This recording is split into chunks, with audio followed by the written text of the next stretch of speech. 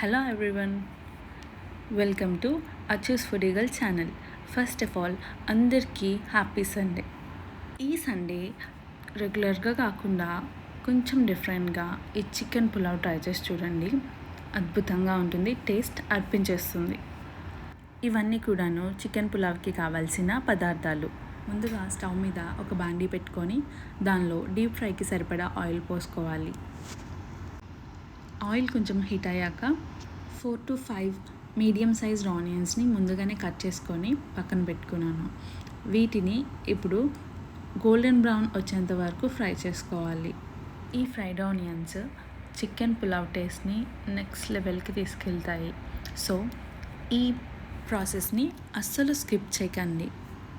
Deep fried onions చేసుకోవడానికి ఒక చిన్న టిప్: ఆయిల్ కాగకముందే చల్లగా ఉన్న ఆయిల్లోనే ముందుగా తరిగి పెట్టుకున్న ఆనియన్స్ని వేసేసి తర్వాత స్టవ్ ఆన్ చేసుకొని ఫ్లేమ్ని మీడియంలో పెట్టుకొని ఒక 5 minutes ఫ్రై చేసుకుంటే క్రంచీగా ఆయిల్ పీల్చకుండా ఉన్న ఫ్రైడ్ ఆనియన్స్ రెడీ అయిపోతాయి. సో ఈ టిప్ చాలా యూస్ఫుల్ అవుతుంది ఈ పులావ్కి. చికెన్ పులావ్ ప్రాసెస్లో ఫస్ట్ స్టెప్ మ్యారినేషన్ చాలా కీ రోల్ ప్లే చేస్తుంది. సో పులావ్ చేసుకోవాల్సిన ఒక 1 hour లేదా ½ hour ముందరే చికెన్ అనేది మ్యారినేట్ చేసుకోవాలి. అప్పుడే పీసెస్కి మసాలా చాలా బాగా పడుతుంది. ముందుగా శుభ్రంగా కడిగి తీసుకున్న చికెన్లో సరిపడా కారం, ఉప్పు, పెరుగు, ఒక గుప్పెడంత పుదీనా, 10 నుంచి 12 పచ్చిమిర్చి, కొద్దిగా గరం మసాలా, ముందుగా నూరి పెట్టుకున్న జింజర్ గార్లిక్ పేస్ట్ ఇవన్నీ కూడాను యాడ్ చేసి ఒకసారి మిక్స్ చేసుకోవాలి. చికెన్ పీసెస్ని కర్రీ పీసెస్గా కట్ చేయించుకుంటే సరిపోతుంది.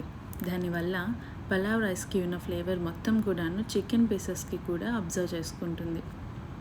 ఇప్పుడు కొద్దిగా పసుపు, అలానే ముందుగా ఫ్రై చేసి పెట్టుకున్న ఫ్రైడ్ ఆనియన్స్, కొద్దిగా నిమ్మరసం, కొద్దిగా టేస్టింగ్ సాల్ట్ ఇవన్నీ కూడాను యాడ్ చేసుకొని కనీసం ఒక పావు గంట లేదా అర్ధగంట అయినా సరే చికెన్ మ్యారినేషన్ అనేది జరగాలి. అప్పుడే పీసెస్ కూడా మసాలాని బాగా అబ్జర్వ్ చేసుకుంటాయి. ఇక్కడ టేస్టింగ్ సాల్ట్ అనేది పూర్తిగా ఆప్షనల్. మీకు కావాలంటే మీరు స్కిప్ చేసుకోవచ్చు, లేదంటే మీరు కూడా కొద్దిగా యాడ్ చేసుకోవచ్చు. దానివల్ల పులావ్ టేస్ట్ అనేది కొద్దిగా ఎన్హాన్స్ అవుతుంది. చికెన్ మ్యారినేషన్లో ఇంగ్రీడియంట్స్ అన్నీ వేసుకొని మిక్స్ చేసుకున్న తర్వాత ఫైనల్గా ఒక టేబుల్ స్పూన్ ఆయిల్ లేదా ఒక స్పూన్ ఆయిల్ యాడ్ చేసుకొని మరొకసారి మిక్స్ చేసుకొని పక్కన పెట్టేసేయండి. దీనివల్ల పీసెస్ అనేవి సాఫ్ట్గా వస్తాయి.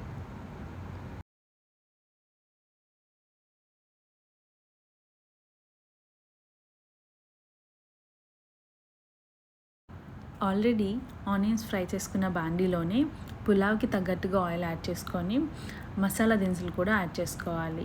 2 స్టార్ పువ్వు, దాల్చిన చెక్క, లవంగము, షాజీరా, యాలుకలు, మరాఠీ మొగ్గ ఇవన్నీ ఒక 2 minutes పాటు ఫ్రై చేసుకొని ఆ తర్వాత ఒక హాఫ్ ఆనియన్ అనేది యాడ్ చేసుకొని ఫ్రై చేసుకోవాలి.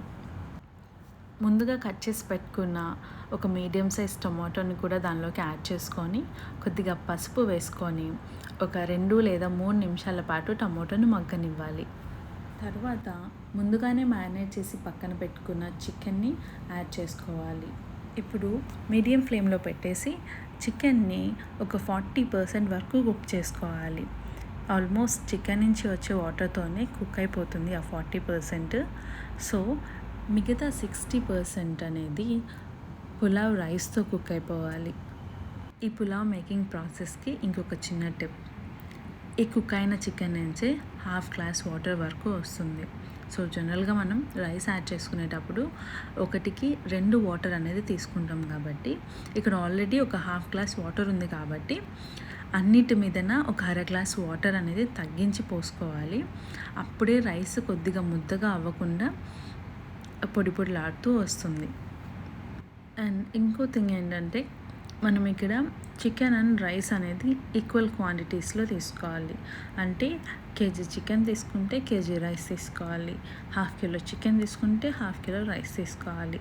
సో ఈ క్వాంటిటీస్ అనేది మెయింటైన్ చేసుకోవాలి. ఇక నేను చేసిన మిస్టేక్ ఏంటంటే ఈ బాండీ యొక్క కెపాసిటీ కేవలం ఒక 1 kilo వరకే ఉంటుంది, లేదా 1.5 kilo ఉంటుంది. సో ఇక్కడ నేను చికెన్ కిలో తీసుకున్నాను, రైస్ కిలో తీసుకున్నాను. సో అది కుక్ అవ్వడానికి కొద్దిగా ఇబ్బంది అయ్యేసరికి నేను వాటన్నిటిని కూడాను మళ్ళీ నేను కుక్కర్లోకి షిఫ్ట్ చేసుకోవాల్సి వచ్చింది. ఇలాంటి బిర్యానీస్ లేదా పులావ్స్కి ఎప్పుడైనా సరే కొద్దిగా మందపాటి గిన్నెని వాడుకోవడం బెస్ట్. రైస్ ఆల్మోస్ట్ దగ్గరకు వస్తుంది అన్న టయానికి ఇప్పుడు మందపాటి పెనం తీసుకొని ఆ పెనం మీద కుక్కర్ పెట్టేసి దానికి విజిల్ పెట్టేసి ఒక 10 మినిట్స్ పాటు స్లో ఫ్లేమ్లోనే రైస్ అనేది కుక్ అవ్వాలి. స్లోగా రైస్ కుక్ అవ్వడం వల్ల ఆ ఫ్లేవర్స్ అన్నీ కూడాను రైస్ అనేది బాగా అబ్జర్వ్ చేసుకుంటుంది. అండ్ రైస్ కూడా ఈవెన్గా ఆవిరి మీద కుక్ అయిపోతుంది. ఎంతో టేస్టీ అయిన చికెన్ పలావ్ అనేది రెడీ అయిపోయింది. సో ఇలాంటి రైనీ సీజన్స్లో ఒక ఈవినింగ్ పూట చక్కగా ఇలాంటి చికెన్ పులావ్ చేసుకొని దీనికి కాంబినేషన్గా చికెన్ పకోడీ లేదా చికెన్ 65 కానీ చేసుకొని తింటే అద్దిరిపోతుంది. సో ఈ పులావ్స్కి కుర్మాలు కానీ, చికెన్ కర్రీస్ కానీ, చికెన్ ఫ్రైస్ కానీ ఏది సెట్ అవ్వవు. ఇలాగ సింపుల్గా చికెన్ పకోడీ చేసుకొని లేదా చికెన్ 65 చేసుకొని కాంబోగా తింటే అద్దిరిపోతుంది. సో మీరు కూడా ఇలాంటి కాంబోని ట్రై చేసి ఎలా ఉందన్నది కమెంట్ చేయండి. Thank you so much for watching. Please do like, share and subscribe.